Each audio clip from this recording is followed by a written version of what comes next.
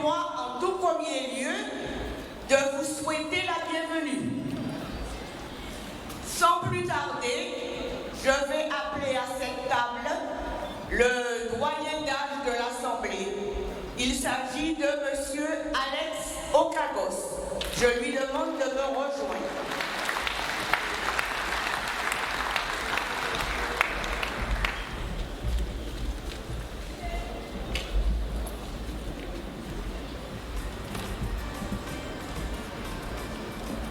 Monsieur le Président, je vais maintenant vous confier les rênes de cette Assemblée et j'espère que vous l'amènerez à bon port. Vous aurez avec vous l'assistance éclairée de Madame la Directrice Générale des Services et de ses équipes. Monsieur le Président, bon travail. Mesdames, Messieurs les élus, bon travail. Mon rôle est désormais terminé. Permettez-moi de me retirer.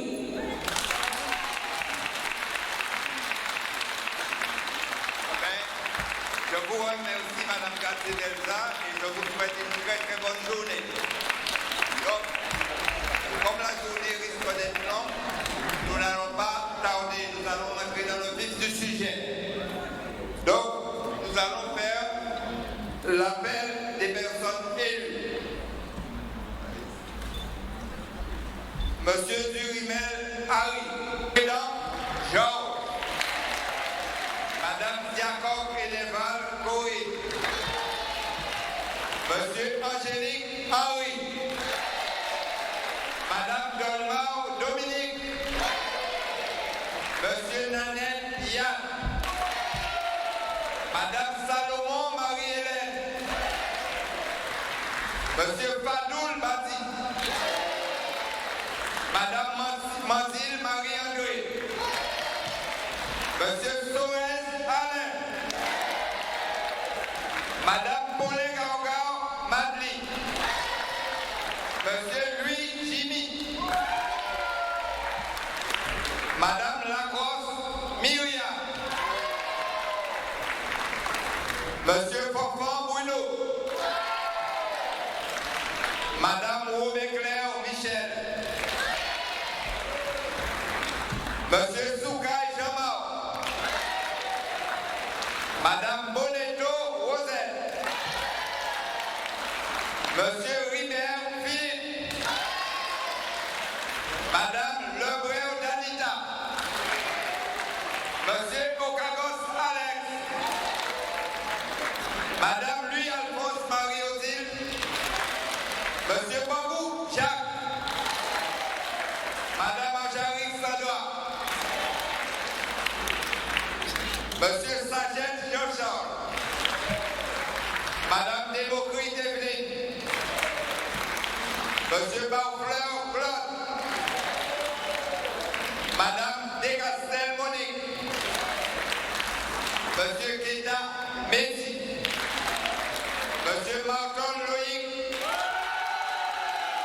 Madame Bobo Marie-Eugène.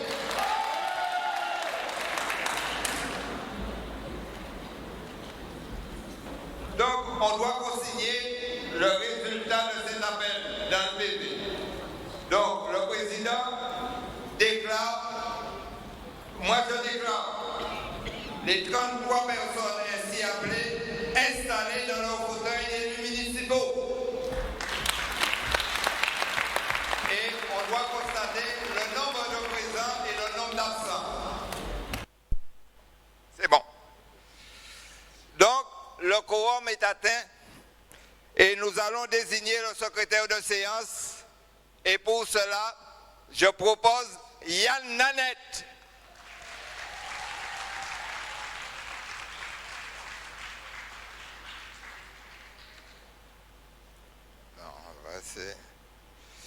Donc, on demande l'enregistrement du conseil sur le PV par l'administration et ça doit être soumis au secrétaire de séance. Maintenant, on va rentrer vraiment dans le vif du sujet. On va faire l'appel à candidature au poste de maire de Près-à-Pitre. Donc, l'appel. Qui est candidat à la mairie de Pointe-à-Pitre?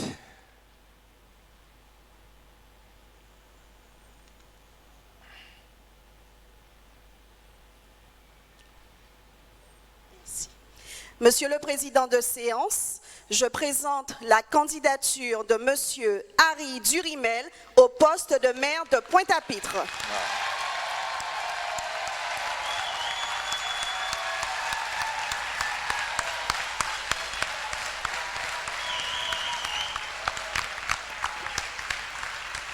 Y a-t-il d'autres candidats?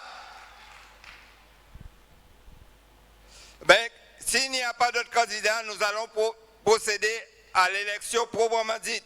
Il nous faut nommer 2 scrutateurs. Et je vais proposer Madame Bouco-Cécile et Monsieur Angélique Henry.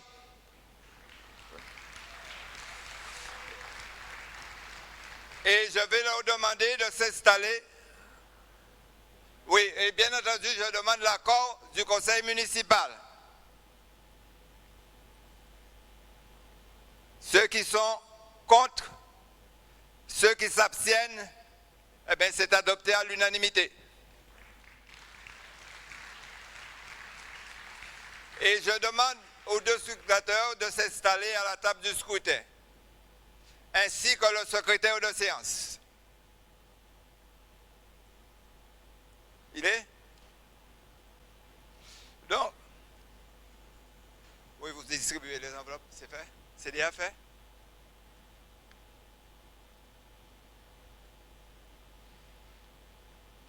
Donc, on va vous distribuer les enveloppes. Ce sont des enveloppes remises par les services municipaux. Et on va commencer l'appel pour les votants.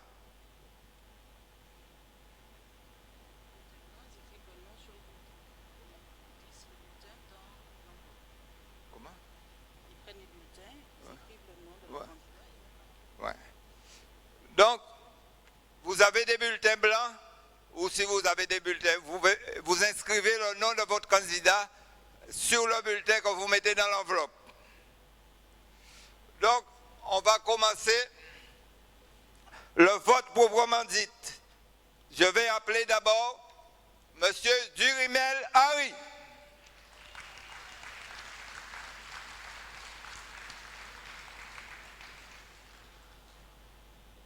Se prépare Madame Galvani.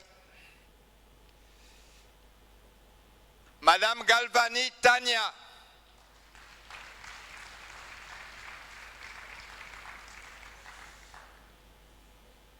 Monsieur Pélécurier François.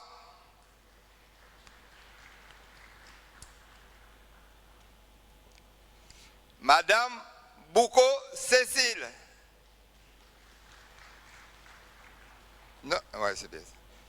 Monsieur Brédan Georges.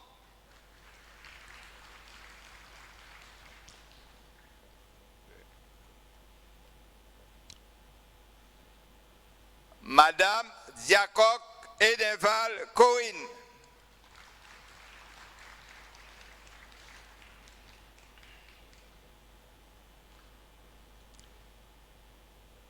Monsieur Angélique Henry.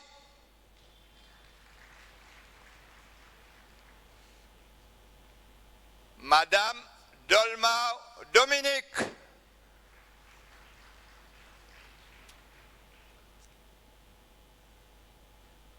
Monsieur Nanette Yann.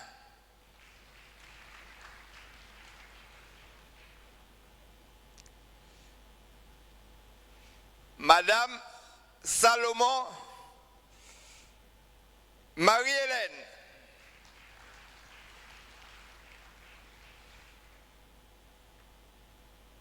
Madame. Monsieur Fadoul Badi. J'ai pas d'enveloppe, moi.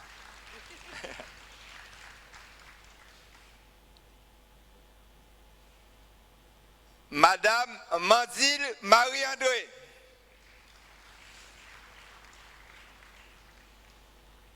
Monsieur... Trop vite, pas trop vite.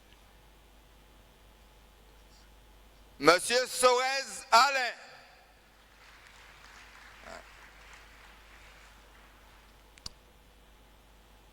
Madame Paulin Gaogao Madli.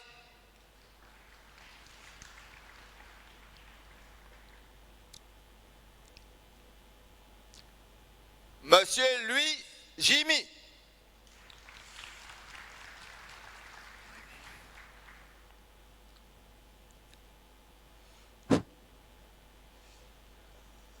D'accord. Madame Lacrosse Myriam.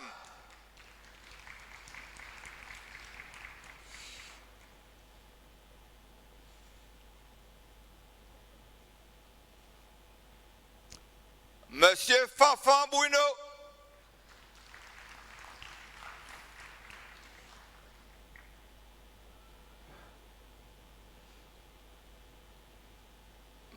Madame Robin Claire Michel.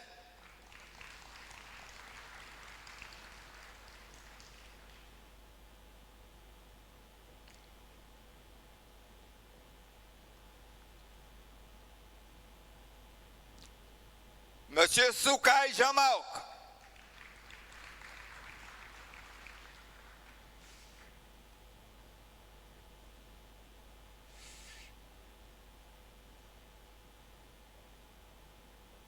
Madame Bonetto Rosette.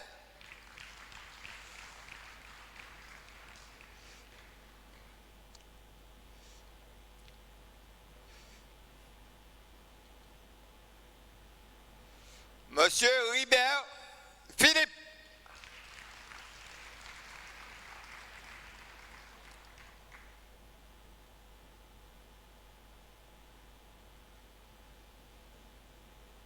Madame Lebrun Danita.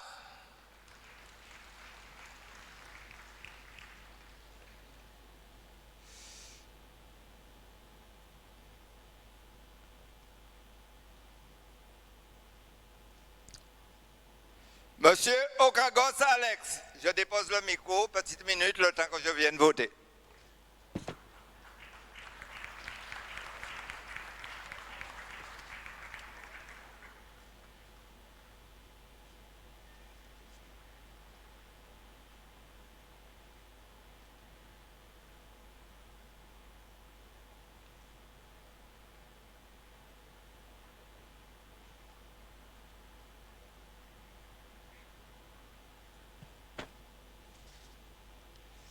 Madame Louis-Alphonse Marie-Odile.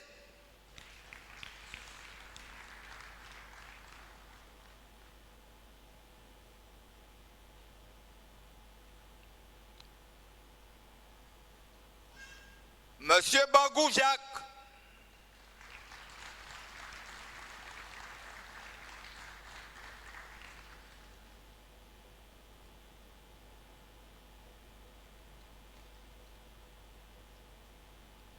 Madame Angélique Sandra.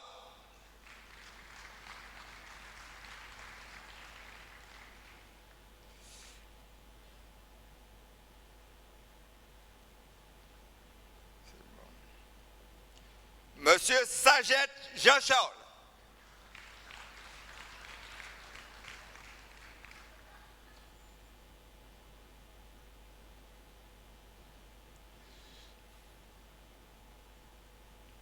Madame Démocrite Evelyne.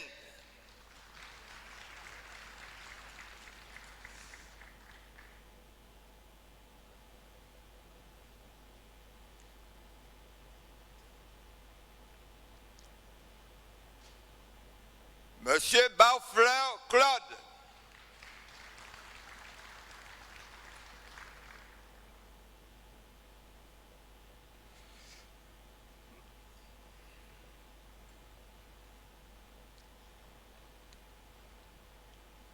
Madame Descastel Monique.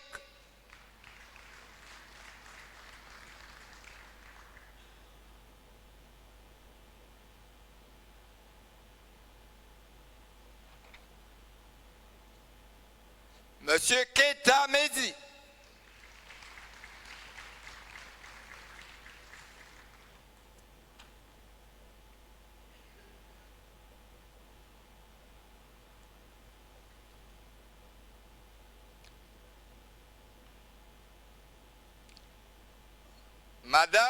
Monsieur Martin Loïc.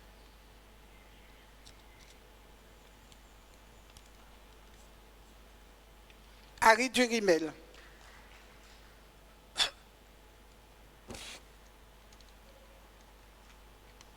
Blanc.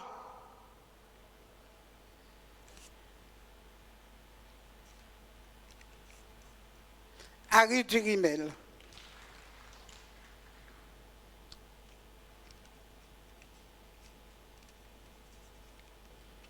Blanc.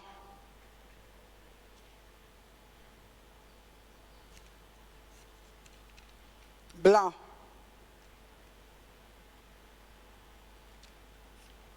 Harry Durimel.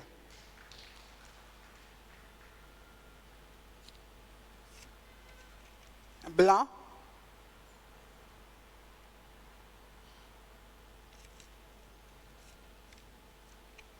Blanc.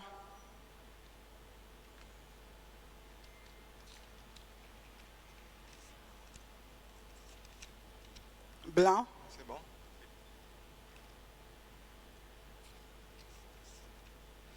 Blanc.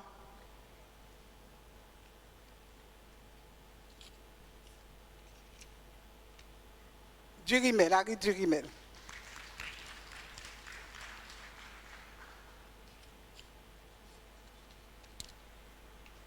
Harry Durimel.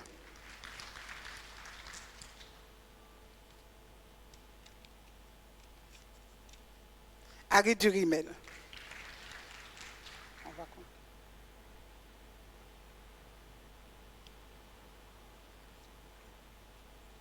Obtenu pour Harry Durimel.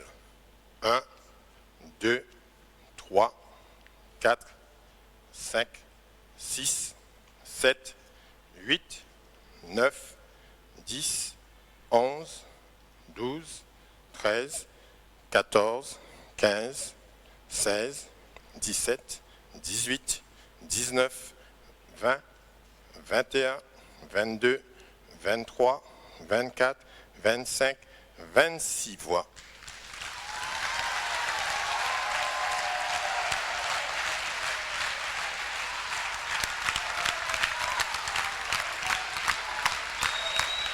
Harry.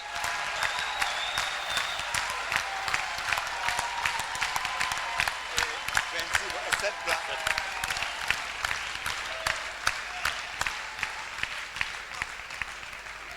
Ah, donc,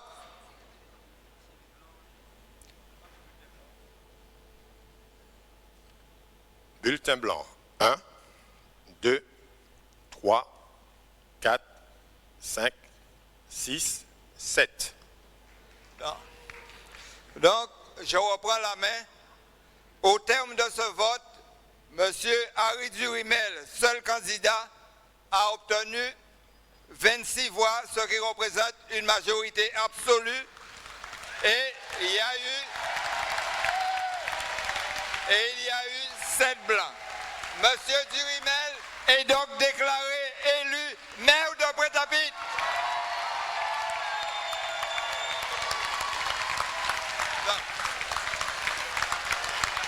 Donc, je demande peut-être une petite minute de silence. Je demande à M. Harry Durimel de mettre fin à mon intérim et pour qu'il puisse prendre la présidence qui lui revient de droit. Et je voudrais dire que je souhaite à M. Durimel un bon travail pour la journée et surtout une très bonne mandature. Donc, M. Durimel, il est où?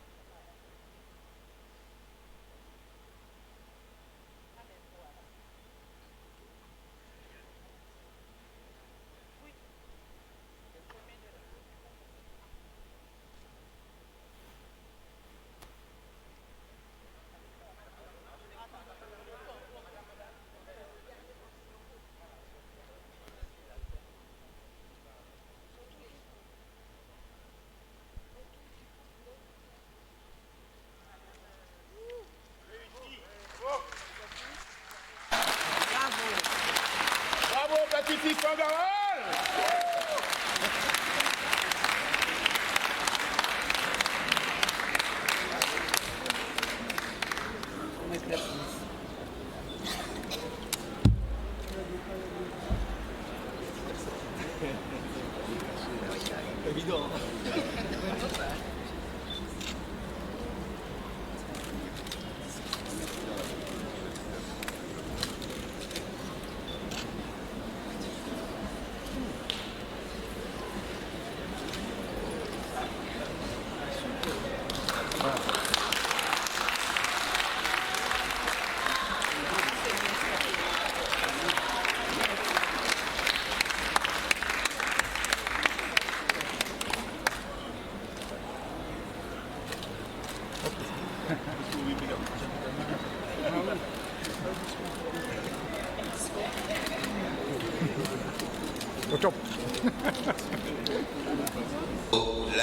Les articles L2122-1 et L2122-2 du Code général des collectivités territoriales prévoient que la commune doit disposer d'un nombre d'adjoints correspondant à 30% de l'effectif légal du conseil municipal, soit en l'espèce 9 adjoints maximum. Donc au vu de ces éléments, je propose au conseil municipal de fixer à 9 le nombre des adjoints au maire de la commune de Pointe-à-Pitre. Alors, on va prendre donc la liste des candidats aux fonctions d'adjoint au maire. Alors, je propose une liste dont je demande à ma collègue Tania Galvani de donner lecture.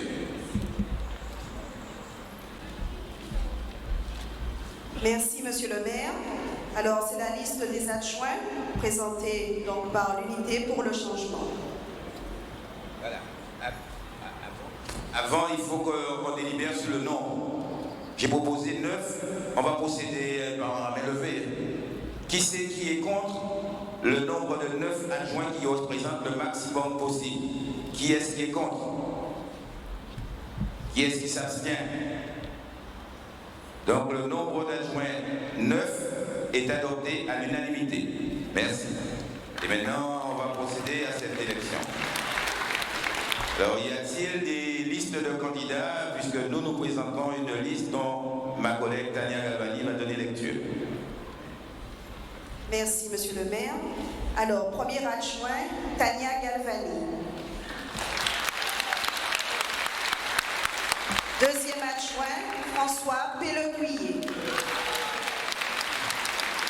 Troisième adjoint, Corinne Eneval-Diacob.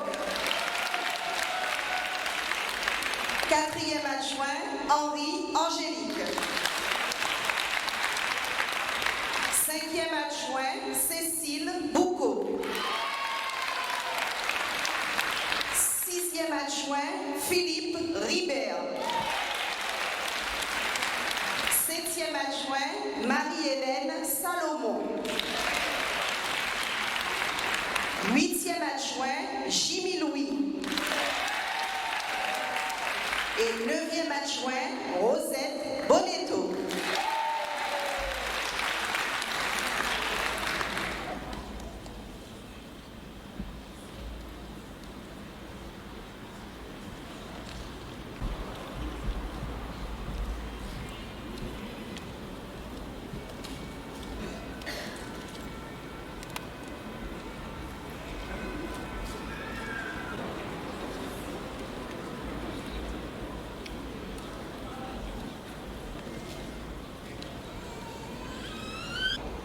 Est-ce que tout le monde est d'accord pour ce choix des mêmes assesseurs? Alors, qui est-ce qui est contre la désignation d'Henri Angélique et Cécile Boucaud comme assesseurs? Qui est-ce qui s'abstient? Eh c'est adopté à l'unanimité, donc j'appelle Cécile Boucaud et Henri Angélique à s'installer près de l'urne afin de procéder au vote.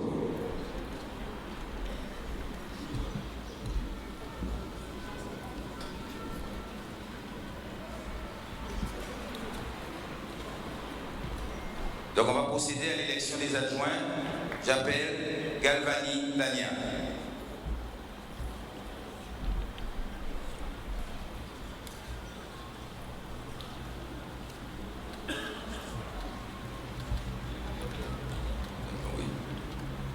Alors, ceux qui souhaitent porter la mention sur un bulletin peuvent mettre c'est liste Galvani ou liste l'unité, on comprendra. Voilà, sinon vous mettez le bulletin que vous avez si vous l'avez déjà préparé. Alors, j'appelle Péléculier François.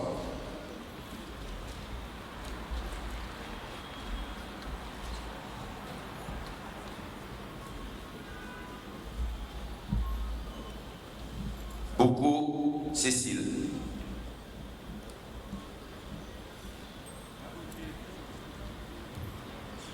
Bredon Georges.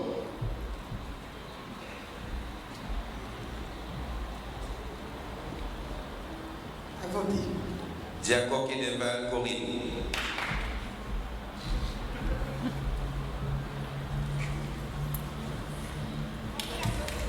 À voter. Angélique Henry. À voter. Dolmar Dominique.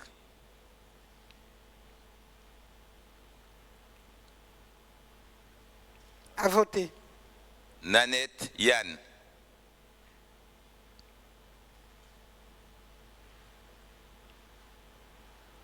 À voter. Salomon Marie-Hélène.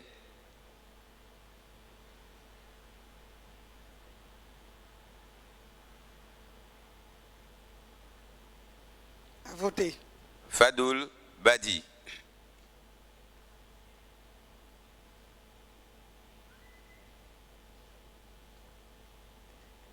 À voter. À voter. Ribert Philippe.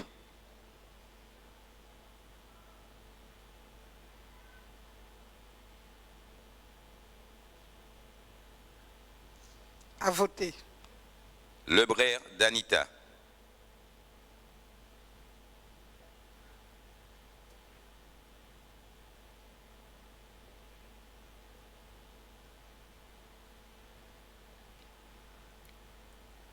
À voter. Okagos Alex.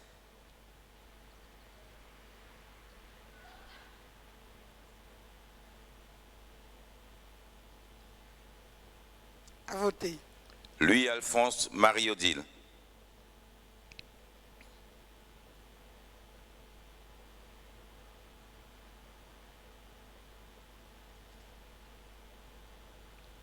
À voter. Bangou Jacques. Pardon? Par procuration? Par... A donné procuration à Sanda Angaric. À voter. Angaric Sandra. À voter. Sagé Jean-Charles.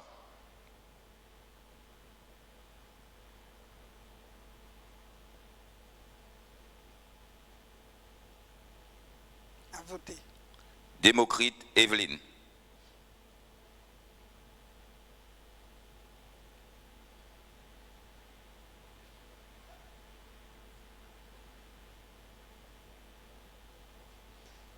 À voter. Barfleur Claude.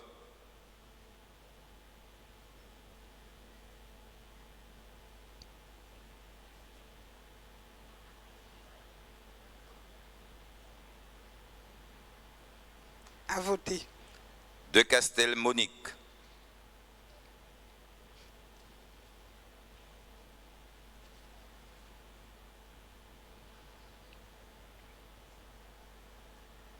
À voter. Keita Mehdi.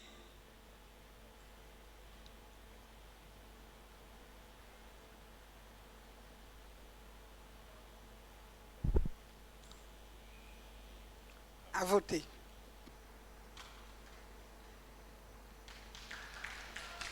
À voter.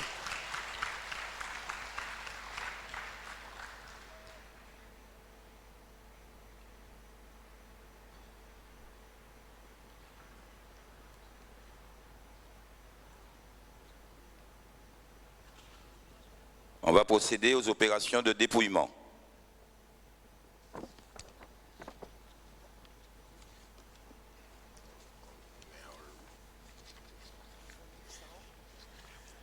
Je vais procéder au décompte des enveloppes. 1, 2, 3, 4, 5, 6, 7, 8, 9, 10, 11, 12, 13, 14, 15, 16, 17, 18, 19, 20, 21, 22, 23, 24, 25, 26, 27, 28, 29, 30, 31, 32 et 33. 33 suffrages exprimés. Combien? 33. 33 bulletins ont été trouvés dans l'urne. Je vous demande de procéder au dépouillement.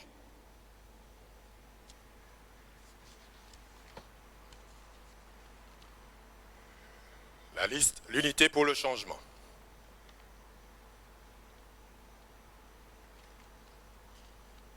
Okay. L'unité pour le changement. Merci. L'unité pour le changement.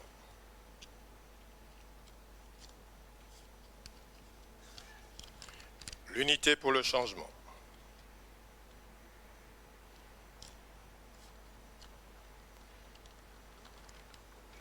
L'unité pour le changement.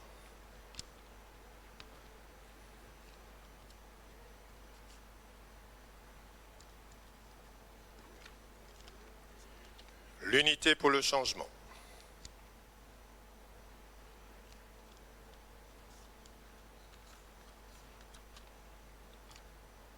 L'unité pour le changement.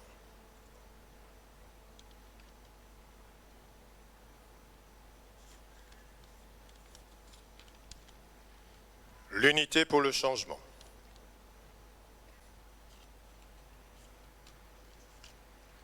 Blanc. Blanc.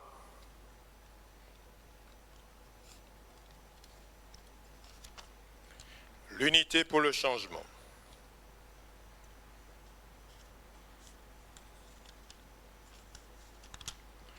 L'unité pour le changement. Nous allons procéder au décompte des voix. La liste, l'unité pour le changement a obtenu 1, 2, 3, 4, 5, 6, 7, 8, 9, 10, 11, 12, 13, 14, 15, 16, 17, 18, 19, 20, 21, 22, 23, 24, 25 voix.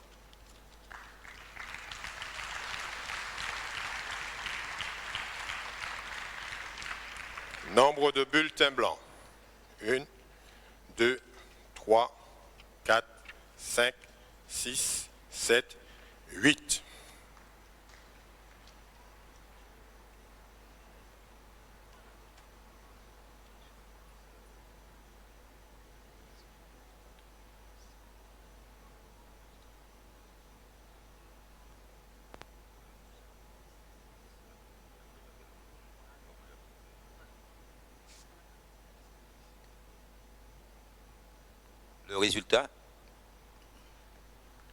Le résultat, c'est 26 pour l'unité pour le changement et combien? 25. Donc, au vu du résultat, la liste des adjoints présentée par l'unité pour le changement obtient 25 voix.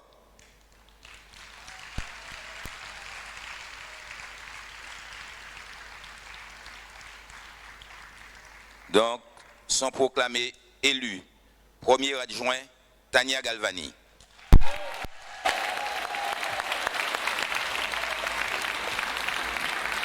J'appelle Tania Galvani à se présenter pour se faire passer son écharpe.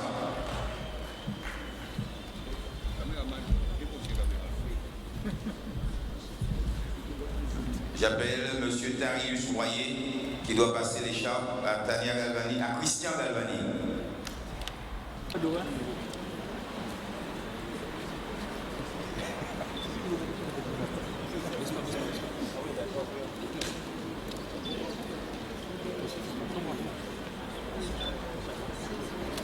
Oui.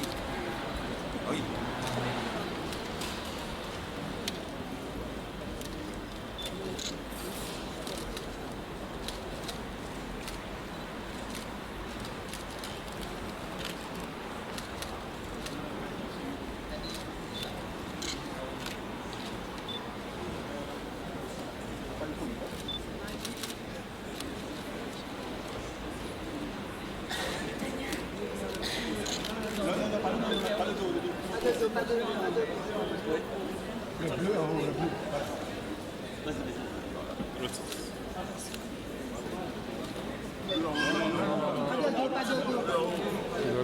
Le bleu soit en haut. Le bleu en haut. Non, le bras gauche dedans. Le bras gauche dedans. Exact. C'est bon. Là, ça marche.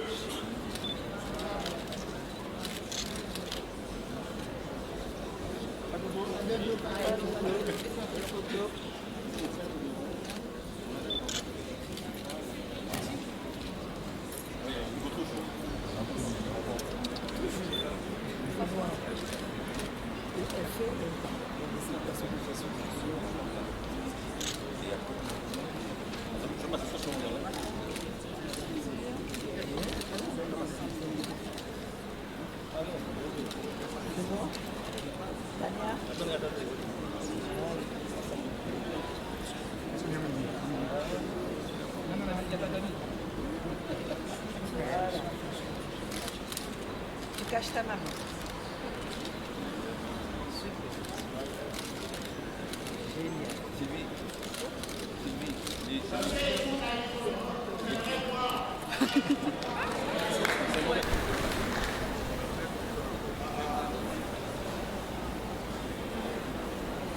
Donc, élu François Pélégulier.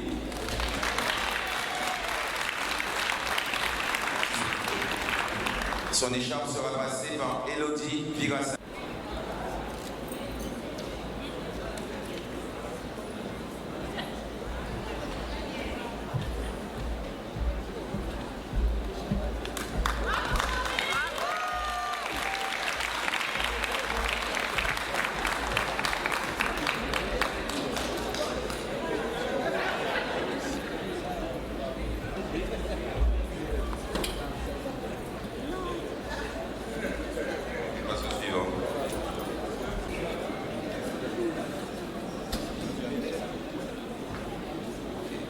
Alphonse Marie-Odile va clore le processus de remise de signes.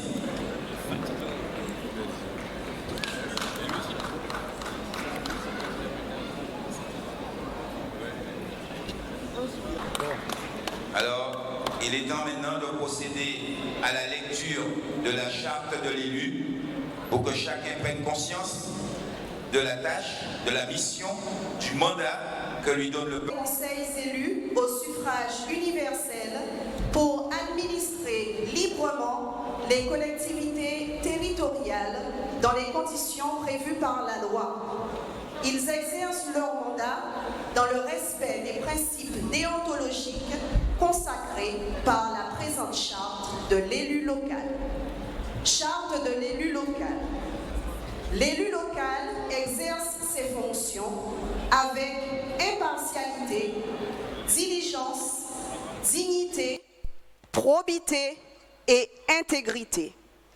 Dans l'exercice de son mandat, l'élu local poursuit le seul intérêt général à l'exclusion de tout intérêt qui lui soit personnel, directement ou indirectement, ou de tout autre intérêt particulier.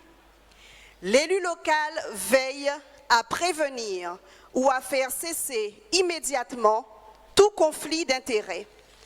Lorsque ses intérêts personnels sont en cause dans les affaires soumises à l'organe délibérant dont il est membre, l'élu local s'engage à les faire connaître avant le débat et le vote. L'élu local s'engage à ne pas utiliser les ressources et les moyens mis à sa disposition pour l'exercice de son mandat ou de ses fonctions à d'autres fins. Dans l'exercice de ses fonctions, l'élu local s'abstient de prendre des mesures lui accordant un avantage personnel ou professionnel futur après la cessation de son mandat et de ses fonctions. L'élu local participe avec assiduité aux réunions de l'organe délibérant et des instances au sein desquelles il a été désigné. Issu du suffrage universel, l'élu local est et reste responsable de ses actes pour la durée de son mandat devant l'ensemble des citoyens de la collectivité territoriale à qui il rend compte des actes et décisions pris dans le cadre de ses fonctions. Conditions d'exercice des mandats municipaux. Sous-section 1, garanties accordées dans l'exercice du mandat. Article L. 2123-1. L'employeur est tenu de laisser à tout salarié de son entreprise d'un conseil municipal le temps nécessaire pour se rendre et participer aux séances plénières de ce conseil, aux réunions de commissions dont il est membre et instituées par une délibération du conseil municipal, aux réunions des assemblées délibérantes et des bureaux des organismes où il a été désigné pour représenter la commune, selon des modalités fixées par un décret en Conseil d'État. L'élu municipal doit informer l'employeur de la date de la séance ou de la réunion dès qu'il en a connaissance. L'employeur n'est pas tenu de payer comme temps de travail le temps passé par l'élu aux séances et réunions précitées. Au début de son mandat de conseiller municipal, le salarié bénéficie à sa demande d'un entretien individuel avec son employeur portant sur les modalités pratiques d'exercice de son mandat au regard de son emploi. Cet entretien ne se substitue pas à l'entretien professionnel mentionné à l'article L. 6315-1 du Code du travail. L'employeur et le salarié membre du conseil municipal peuvent s'accorder sur les mesures à mettre en œuvre pour faciliter la conciliation entre la vie professionnelle et les fonctions électives du salarié et, le cas échéant, sur les conditions de rémunération des temps d'absence consacrés à l'exercice de ces fonctions. Article L. 2123-1-1. Sous réserve de la compatibilité de son poste de travail, le conseiller municipal est réputé relever de la catégorie de personnes qui disposent, le cas échéant, de l'accès le plus favorable au télétravail dans l'exercice de leur emploi. Article L. 2123-2. Indépendamment des autorisations d'absence dont il bénéficie dans les conditions prévues à l'article L. 2123-1, les maires, les adjoints et les conseillers municipaux ont droit à un crédit d'heure leur permettant de disposer du temps nécessaire à l'administration de la commune ou de l'organisme auprès duquel ils la représentent et à la préparation des réunions des instances où ils siègent. Ce crédit d'heure forfaitaire et trimestriel est fixé par référence à la durée hebdomadaire légale du travail. Il est égal à l'équivalent de 4 fois la durée hebdomadaire légale du travail pour les maires des communes d'au moins 10 000 habitants et les adjoints aux maires des communes d'au moins 30 000 habitants. À l'équivalent de 3 fois et demi la durée hebdomadaire légale du travail pour les maires des communes de moins de 10 000 habitants et les adjoints aux maires des communes de 10 000 à 29 999 habitants. à l'équivalent de 2 fois la durée hebdomadaire légale du travail pour les conseillers municipaux des communes de 100 000 habitants au moins et les adjoints au maire des communes de moins de 10 000 habitants, à l'équivalent d'1 fois la durée hebdomadaire légale du travail pour les conseillers municipaux des communes de 30 000 à 99 999 habitants, de 60% pour les conseillers municipaux des communes de 10 000 à 29 999 habitants et de 30% pour les conseillers municipaux des communes de 3 500 à 9 999 habitants, à l'équivalent de 30% de la durée hebdomadaire légale du travail pour les conseillers municipaux des communes de moins de 3 500 habitants. Les heures non utilisées pendant un trimestre ne sont pas reportables. Lorsqu'un adjoint ou un conseiller supplée le maire dans les conditions fixées par l'article L.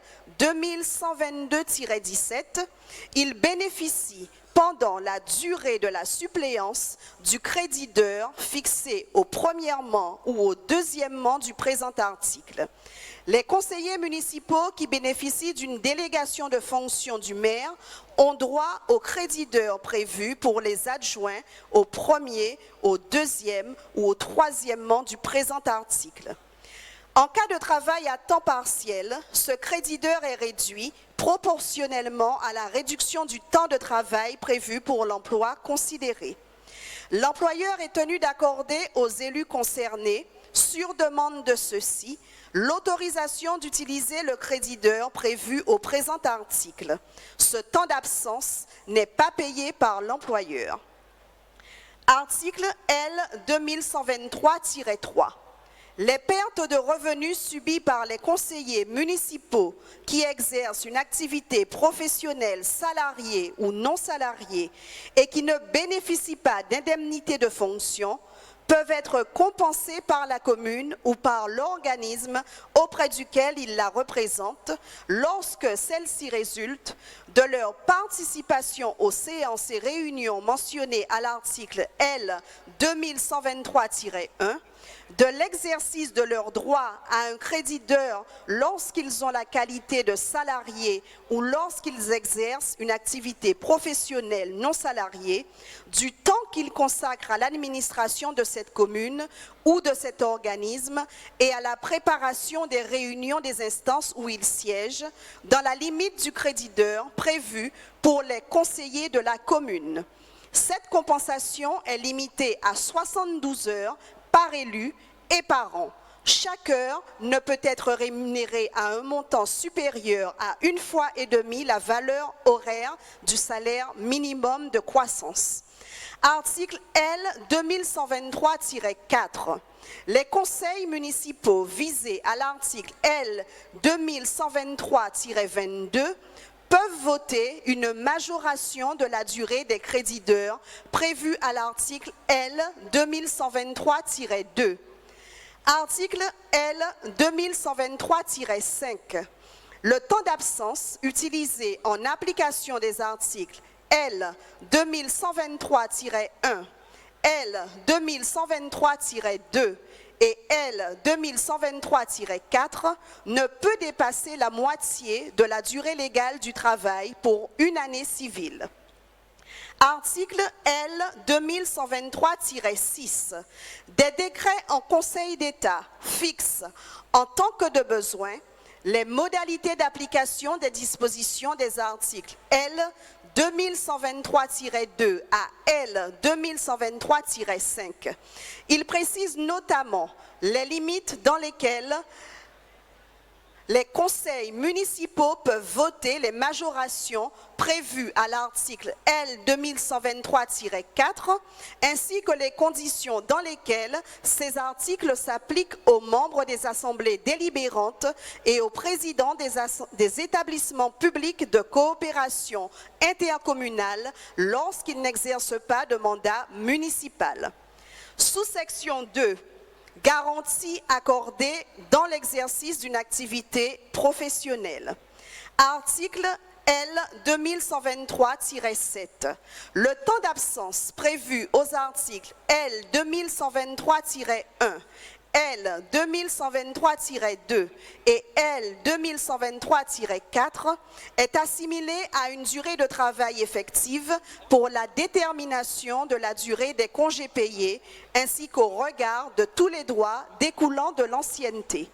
Aucune modification de la durée et des horaires de travail prévus par le contrat de travail ne peut, en outre, être effectuée en raison des absences intervenues en application des dispositions prévues aux articles L 2123-1, L 2123-2 et L 2123-4 sans l'accord de l'élu concerné.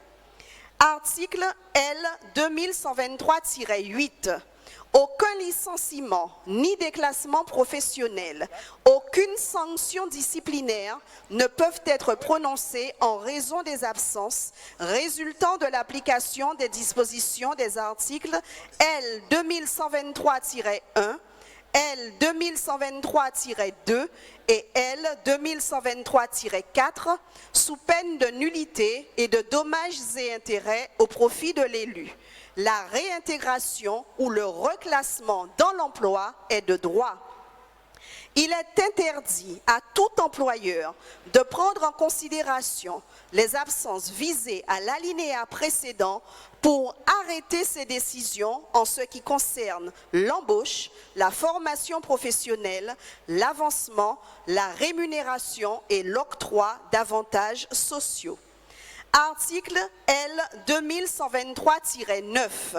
Les maires, d'une part, ainsi que les adjoints aux maires, d'autre part, qui, pour l'exercice de leur mandat, ont cessé d'exercer leur activité professionnelle, bénéficient, s'ils sont salariés, des dispositions des articles L 3142-83 à L 3142-87 du Code du travail relative aux droits des salariés élus membres de l'Assemblée nationale et du Sénat. Le droit à réintégration prévu à l'article L 3142-84 du même code est maintenu aux élus mentionnés au premier alinéa du présent article jusqu'à l'expiration de 2 mandats consécutifs. L'application de l'article L 3142-85 du Code du travail prend effet à compter du 2e renouvellement du mandat. Article L 2123-10. Les fonctionnaires régis par les titres 1 à 4 du statut général de la fonction publique sont placés sur leur demande en position de détachement pour exercer l'un des mandats mentionnés à l'article L 2123-9. Sous-section 3. Garantie accordée à l'issue du mandat. Article L 2123-11. À la fin de leur mandat, les élus visés à l'article L 2123-9 bénéficient à leur demande d'un stage de remise à niveau organisé dans l'entreprise, compte tenu notamment de l'évolution de leur poste de travail ou de celle des techniques utilisées. Article L 2123-11.1. À l'issue de son mandat, tout maire ou tout adjoint qui, pour l'exercice de son mandat, a cessé son activité professionnelle salariée, a droit, sur sa demande, à une formation professionnelle et à un bilan de compétences dans les conditions fixées par la 6e partie du Code du travail. Lorsque l'intéressé demande à bénéficier du congé de formation prévu par les articles L 6322-1 à L 6322-3 du même code, ainsi que du congé de bilan de compétences prévu par l'article L 6322-42 du même code, le temps passé au titre du mandat local est assimilé aux durées d'activité exigées pour l'accès à ces congés. Article L 2123-11-2. À l'occasion du renouvellement général des membres du conseil municipal, tout maire d'une commune de 1000 habitants au moins ou tout adjoint dans une commune de 10 000 habitants au moins ayant reçu délégation de fonction de celui-ci qui, pour l'exercice de son mandat, avait cessé d'exercer son activité professionnelle perçoit sur sa demande une allocation différentielle de fin de mandat s'il se trouve dans l'une des situations suivantes. Être inscrit à l'institution mentionnée à l'article L 5312-1 du Code du travail, conformément aux dispositions de l'article L 5411-1 du même Code. Avoir repris une activité professionnelle lui procurant des revenus inférieurs aux indemnités de fonction qu'il percevait au titre de sa dernière fonction élective. Le montant mensuel de l'allocation est au plus égal à 80% de la différence entre le montant de l'indemnité brute mensuelle que l'intéressé percevait pour l'exercice de ses fonctions dans les conditions fixées aux articles L 2123-23, L 2123-24, L 2511-34 et L 2511-34-1 et l'ensemble des ressources qu'il perçoit à l'issue du mandat. L'allocation est versée pendant une période d'1 an au plus. Elle n'est pas cumulable avec celle prévue par les articles L 3123-9.2 et L 4135-9.2 à compter du 7e mois suivant le début du versement de l'allocation. Le taux mentionné au 4e alinéa est au plus égal à 40%. Le financement de cette allocation est assuré dans les conditions prévues par l'article L 1621-2. Les modalités d'application du présent article sont déterminées par décret en Conseil d'État. Je vous remercie de votre attention.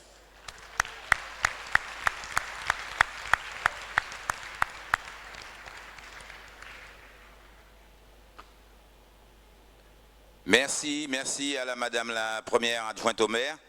Avant de passer à mon discours, j'aimerais bien que l'ensemble des membres du bureau se mettent debout puisqu'ils n'ont pas pu être vus par le public pour qu'on puisse faire une photo avec les autres collègues également qui pourront bien venir vers nous pour qu'on fasse la photo de famille avant le discours. Si l'ensemble des conseillers municipaux veut bien venir pour qu'on fasse cette photo, ça serait bien.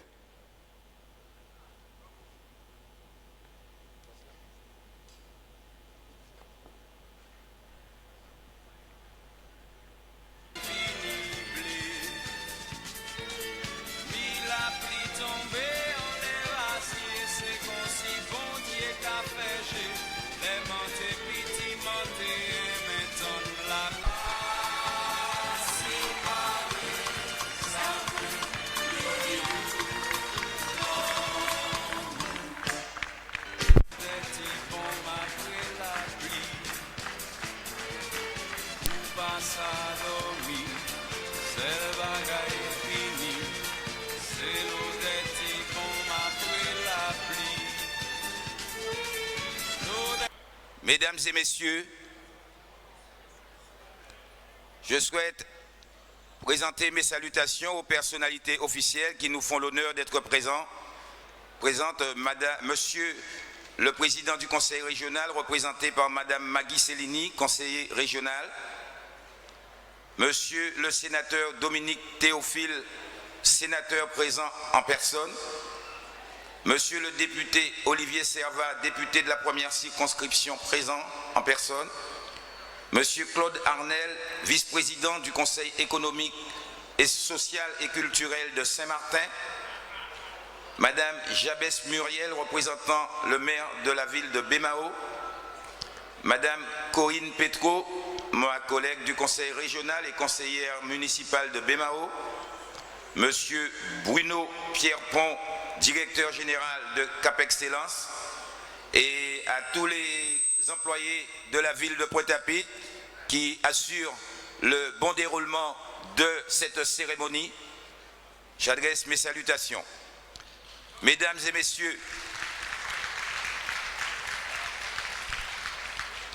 messieurs, en vos grades, distinctions et qualités, chères colistières, chers colistiers, chers amis, chers parents, tout le monde la pointe, bien bonjour. En ce soir historique du 28 juin, vous avez fait le choix éclairé de d'accorder la majorité de vos suffrages à la liste des vaillantes femmes et des vaillants hommes que j'ai eu l'honneur et la fierté de conduire avec Tania Galvani, une femme que j'ai appris à connaître et qui a œuvré à notre victoire.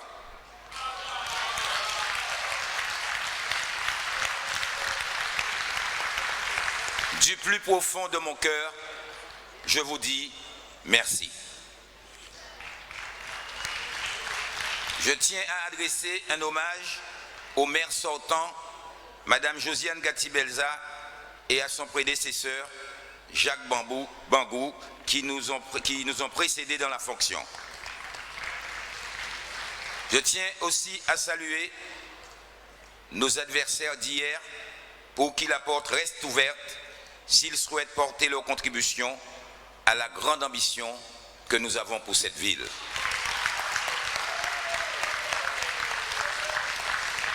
La philosophie populaire guadeloupéenne renferme des trésors de sagesse sur lesquels il n'est pas inutile de revenir pour inspirer notre volonté. C'est on met qu'à la vélote. C'est yon à l'autre.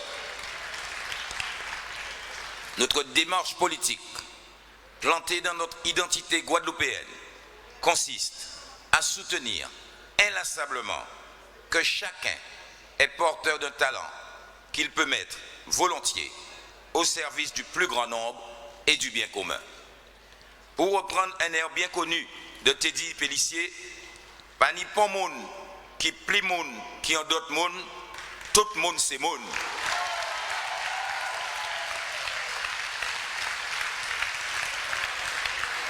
Certes, le maire, selon le Code des collectivités territoriales, est l'exécutif de la commune.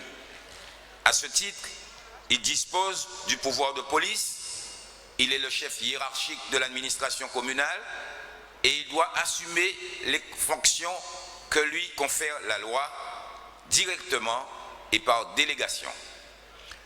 La nouvelle gouvernance municipale que nous voulons instaurer est placée sous le signe du contrat de confiance. Contrat de confiance au sein de l'équipe municipale pour toujours jouer collectif. Contrat de confiance avec le personnel pour un nouveau management. Contrat de confiance avec la population pour être au plus près de ses besoins et de ses attentes. L'action municipale nouvelle sera résolument celle d'une équipe avec comme objectif ultime le bien-être des Pointoises et des Pointois et le développement durable de la cité. C'est l'essence même de notre liste, l'unité pour le changement, qui s'est déjà convertie en une équipe de dirigeants politiques en vue de gouverner autrement cette ville. Quand je parle d'équipe municipale, je pense à une vision micro-sociale composée du maire, des élus et de tous les agents communaux, quel que soit leur grade, quelle que soit leur ancienneté, quelle que soit leur conviction idéologique et religieuse, dès lors qu'est respecté le sacro-saint principe de neutralité du service public.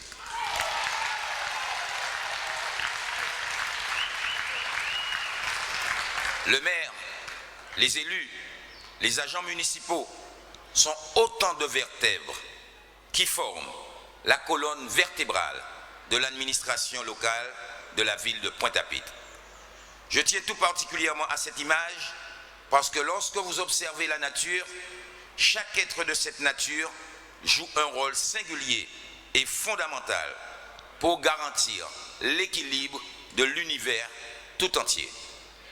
Vous ne serez pas surpris que je vous parle d'écologie, de déférence à l'égard de la nature, ce que les peuples d'Amérique du Sud appellent la Pachamama, la terre-mère et nourricière qui symbolise la prospérité et la fécondité. Tout ce que nous souhaitons d'ailleurs pour le nouveau Pointe-à-Pitre que nous appelons de nos voeux. L'équipe municipale, d'un point de vue macro-spatial, c'est toute la communauté des citoyennes et des citoyens de Pointe-à-Pitre. Je crois en la responsabilité des individus. Je crois en l'autonomie créative de chaque quartier de Pointe-à-Pitre pour faire grandir la ville, illuminer la ville, embellir la ville, faire battre au rythme du bien-être le cœur de la ville de Pointe-à-Pitre.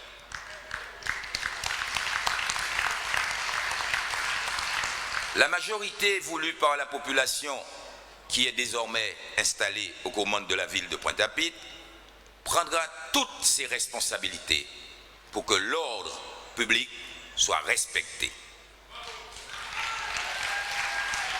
Sécurité des biens et des personnes, tranquillité dans tous les quartiers, moralité et esthétique, et bien sûr, la salubrité.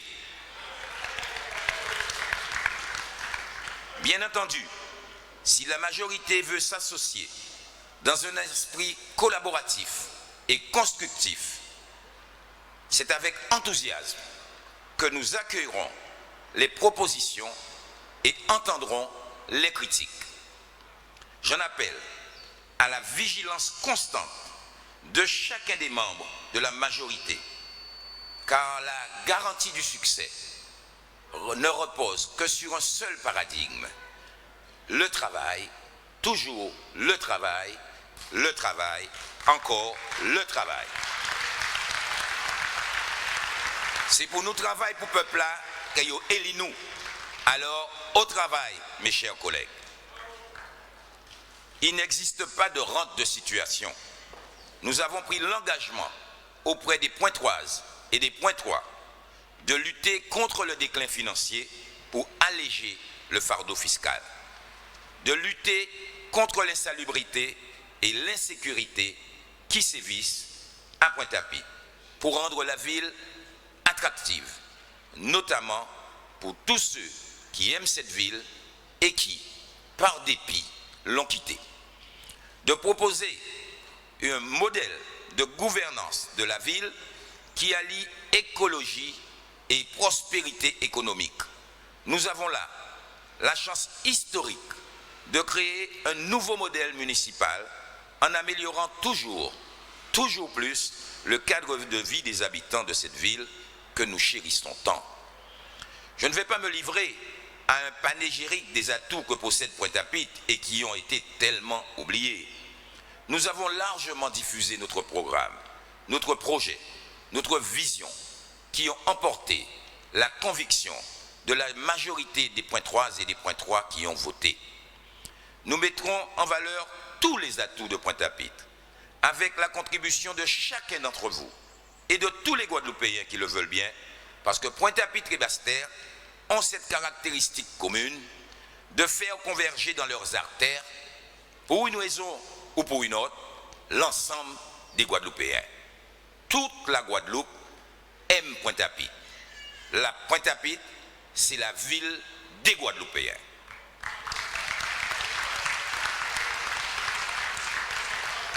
Mes convictions profondes d'écologiste m'encouragent encore à penser que le premier atout, c'est l'individu pointois, et je rejoins Jean Baudin quand il affirme cette si belle pensée: il n'y a de richesse que d'hommes. Et Marcus Garvey de compléter: l'homme ayant la conscience de son histoire de sa culture pour ne pas être un arbre sans racines.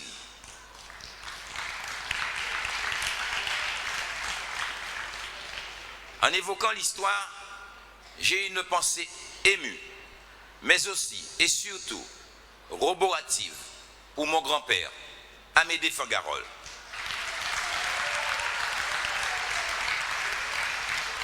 Né le 30 mars 1905 à Capesterre-Belle-Eau, instituteur, syndicaliste, militant communiste, maire fugace de Pointe-à-Pitre pendant quelques heures, mort le 11 janvier 1951 à Pointe-à-Pitre, le soir même de son élection. Amédée Fangarol ne participe pas simplement de mon histoire personnelle, mais participe plus largement encore de l'histoire de la Guadeloupe.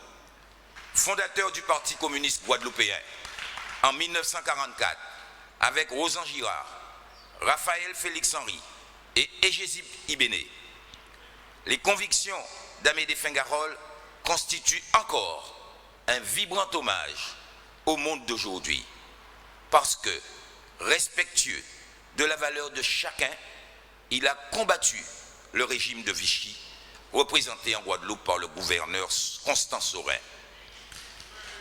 Épris des idéaux de liberté, d'émancipation de l'homme et de progrès social, il a rejoint la résistance française.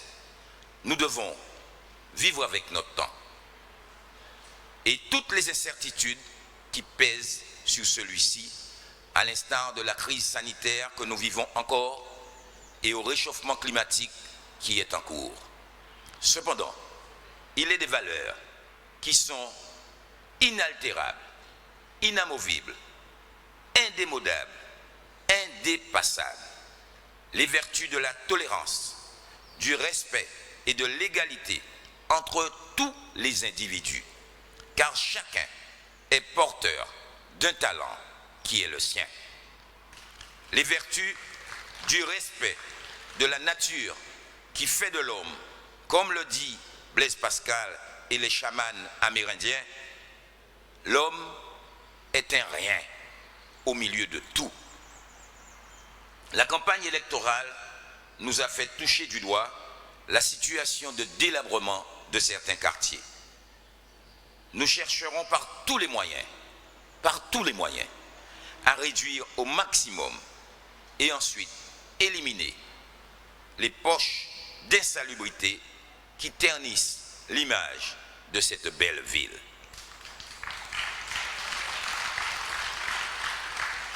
Nous avons pu aussi repérer la détresse de beaucoup de personnes âgées, de familles aux ressources limitées.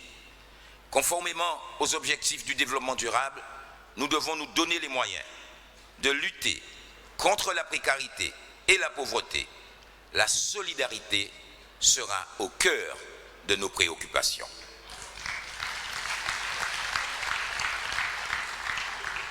Je veux m'adresser aussi à la jeunesse que j'ai rencontrée. Je veux lui dire qu'elle a sa place et que nous ferons tout pour l'accompagner en utilisant notamment les leviers de l'économie sociale et solidaire, et nous confierons une mission spéciale à Yann Nanette pour mener à bien cette mission.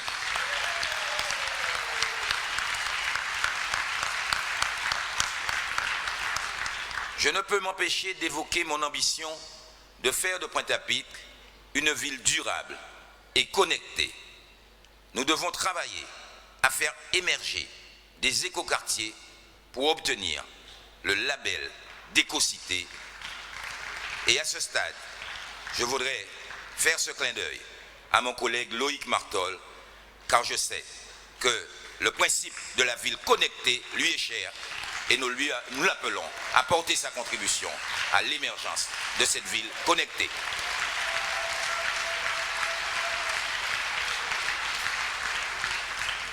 Je ne peux m'empêcher d'évoquer toutes les difficultés, et il nous faudra mettre sur le tapis un concept que nous avons développé pendant la campagne et qui est cher à mon ami Alain Andrea, celui de ville-archipel. Pointe-à-Pitre doit pouvoir tirer profit de sa position pour élargir le champ des possibles. Il est aussi une chose qui me tient à cœur, il s'agit de la responsabilité citoyenne. Nous devons travailler à l'éducation citoyenne pour que chaque point 3 soit dépositaire d'une part de souveraineté communale. Nous avons besoin de vous tous. Ne nous abandonnez pas dans le combat. Nous avons l'obligation de réussir ensemble et nous comptons sur la participation de chacun et de tous. C'est pourquoi nous définirons avec les associations et les référents que nous désignerons les actions prioritaires en ce qui concerne l'animation des quartiers, la culture et le sport. La Guadeloupe nous regarde. Et par-delà nos frontières, bien d'autres yeux qui nous observent.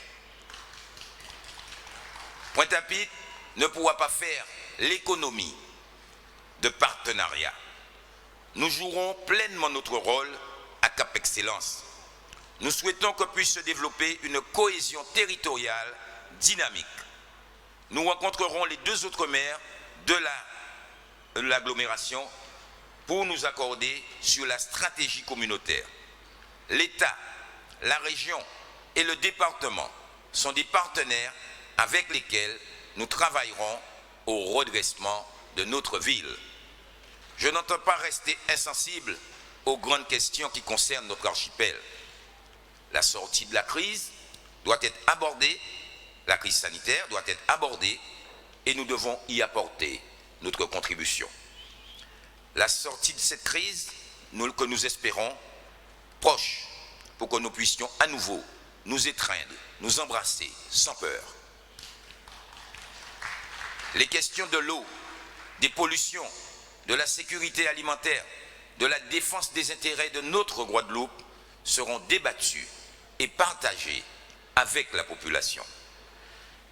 C'est donc avec humilité, mais avec force, courage, détermination et persévérance que nous nous attacherons jour après jour à tenir les engagements que nous avons pris et que les pointoises et les pointois dans leur majorité ont validé.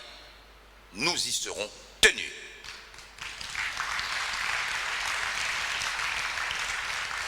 Travaillons sans relâche à préserver notre unité. Travaillons sans relâche à préserver notre unité. Je le dis, je le répète, car on nous attend au tournant.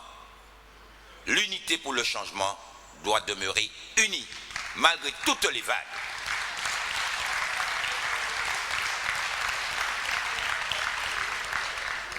Travaillons à rassembler autour de nous toutes les bonnes volontés. Et comme je l'ai dit, la campagne est terminée. Nous avons ferraillé les uns contre les autres, mais aujourd'hui nous sommes tous au service des pointois.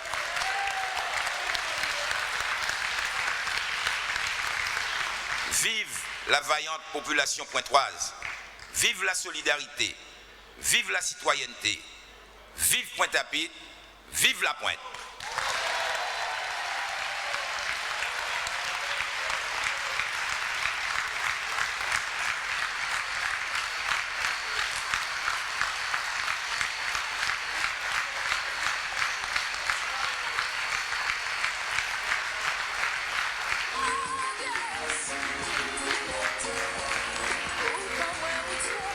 Madame Fabienne Durimel et Madame Sylvie Durimel sont